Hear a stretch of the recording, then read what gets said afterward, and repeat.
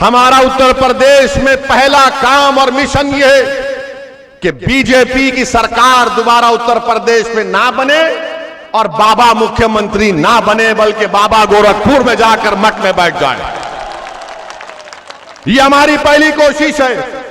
और दूसरी हमारी कोशिश ये है कि जहां मजलिस का उम्मीदवार होगा वहां पर उसको कामयाब करने के लिए हम पूरी कोशिश करेंगे। आपका साथ, आपकी दुआओं की जरूरत है।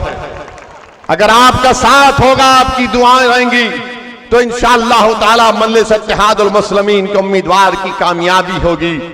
हम चाहते हैं कि बाबा दोबारा मुख्यमंत्री ना बने और इंशाअल्लाह ताला हम पूरी कोशिश करेंगे। मगर मेरे अजीज दोस्तों और बुजुर्गों, अभी 2 दिन पहले बीजेपी ने किसानों के कानून को वापस ले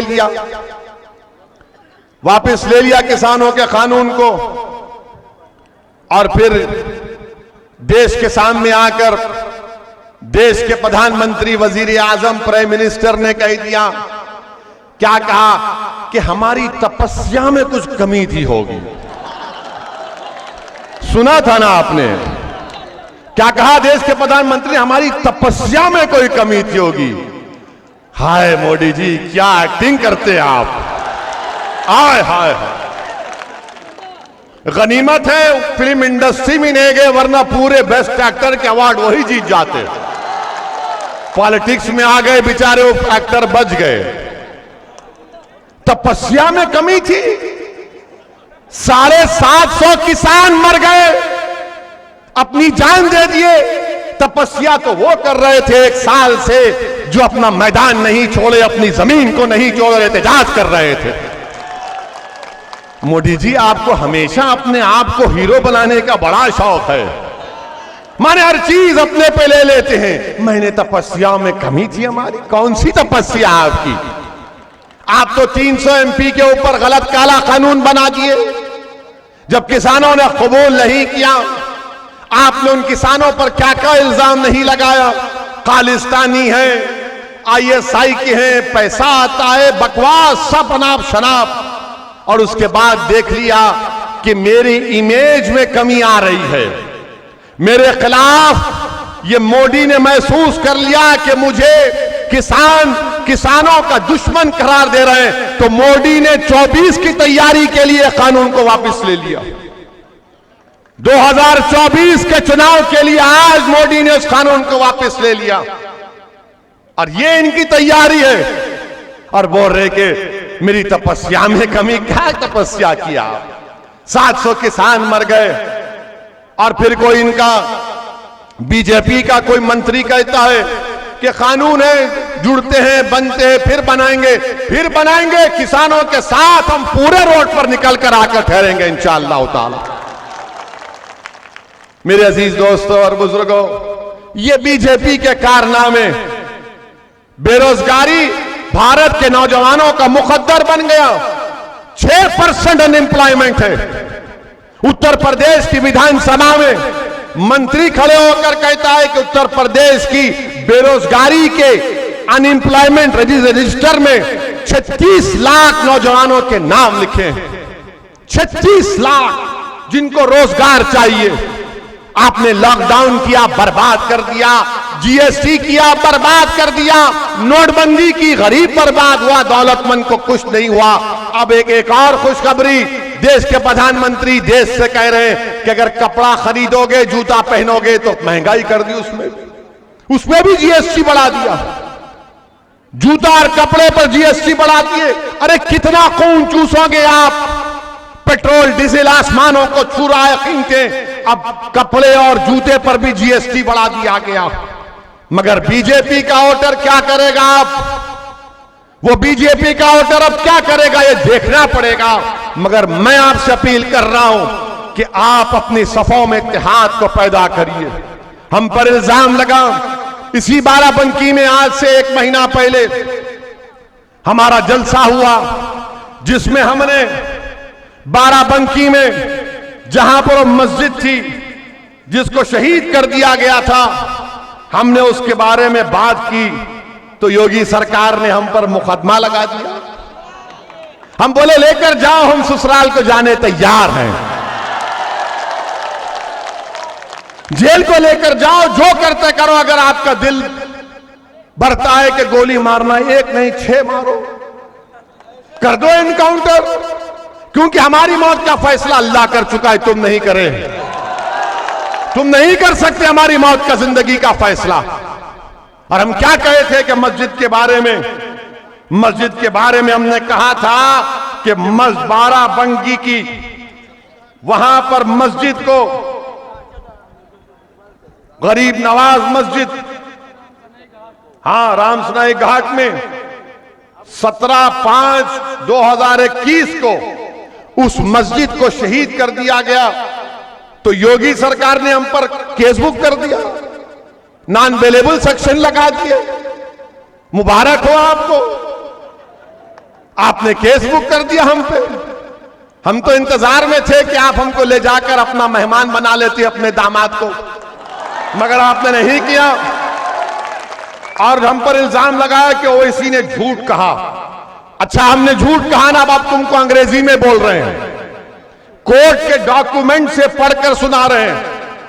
बाबा सुन लो जरा, हाई कोर्ट का ऑब्जर्वेशन क्या था। हाई कोर्ट ने कहा, from the averments made in the contempt petition as also the submission advance, prima facie it appears that the demolition of the mosque in question on 17/5/2021 by the respondent number 2 station house officer Ramsnahi Ghat Tehsil and district Barabanki as stated is in violation of direction number 4 and 5 of the order dated 22/4/2021।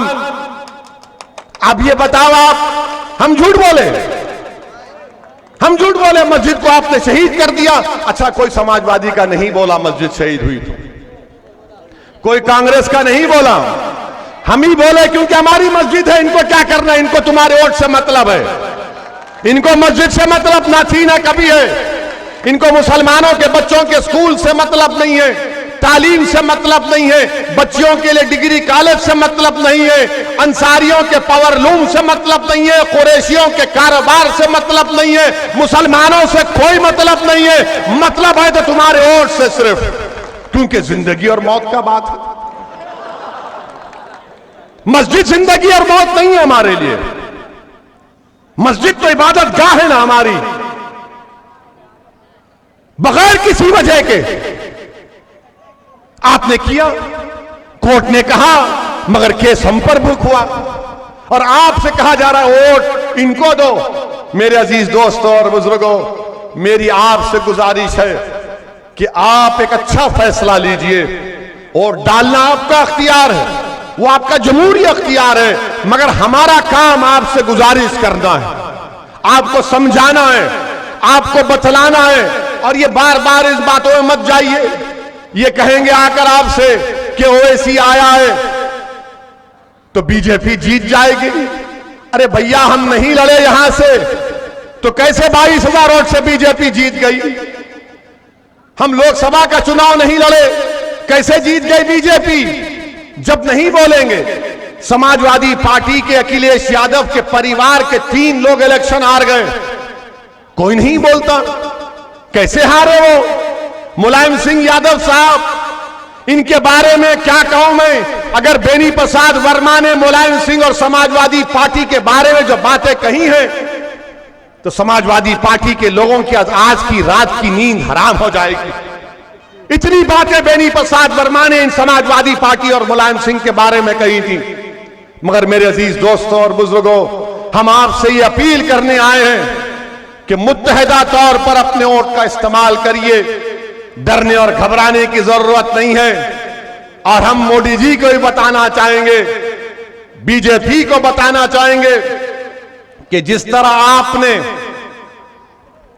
ये तमाम किसानों के लिए ये 3 कानूनों को, कृषि कानूनों को वापस लिया, हम आपसे इस बात का डिमांड करते हैं कि CAA कानून को भी वापस लिया जाए। क्या आपको मंजूर है?